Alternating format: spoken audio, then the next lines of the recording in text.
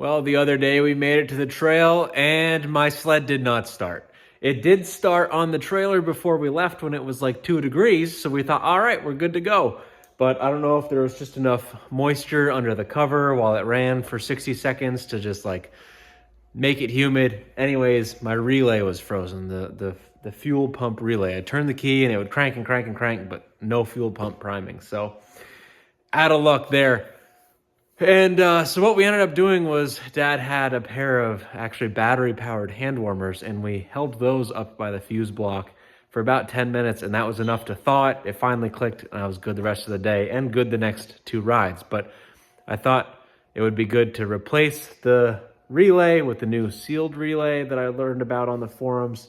And as well as it's like 12 years old with 11,000 miles. There's a lot of clicks on it, so it probably doesn't hurt to replace it.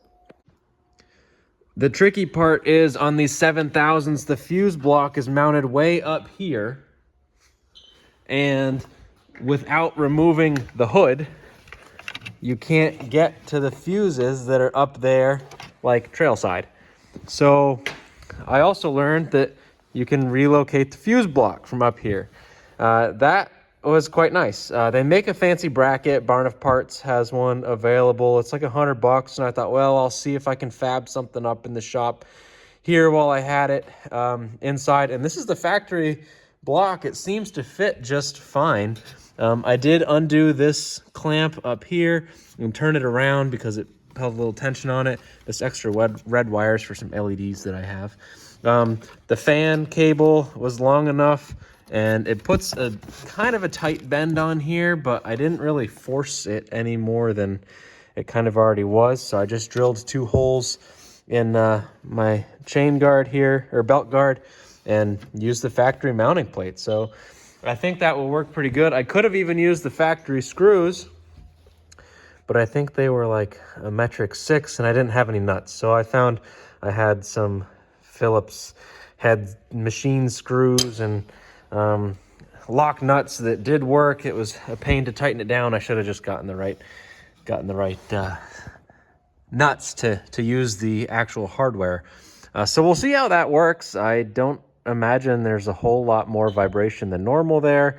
It's now accessible via the side panel, so I think it's going to be a win. Now, there are 2 here, ISC, I'm not sure what that is, and the fuel pump, and those are the 2 that if they freeze up, they will leave you dead on the side of the trail. Out of curiosity, I pulled these others back to see what they were.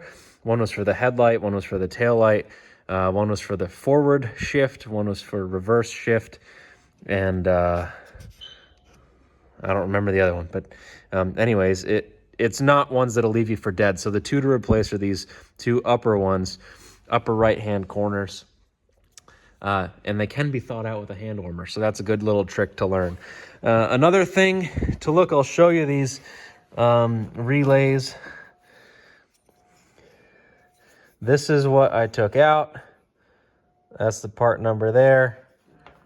This is what I put in. Found on Amazon, got a 2-pack for $14. Was about ready to drop $20 each on them from Barn of Parts or Yamaha Eater, but then found another comment that shared this part number. The trick here is on the part number, the S means sealed versus on the others it's a C.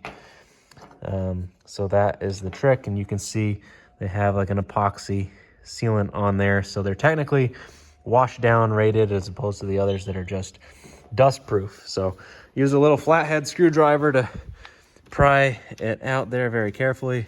Popped it right in, and when I turn the key, everything works as it should. So that's the latest little hack job or upgrade I did to my 2014 7000. Hopefully now it will be reliable for me for the rest of the season.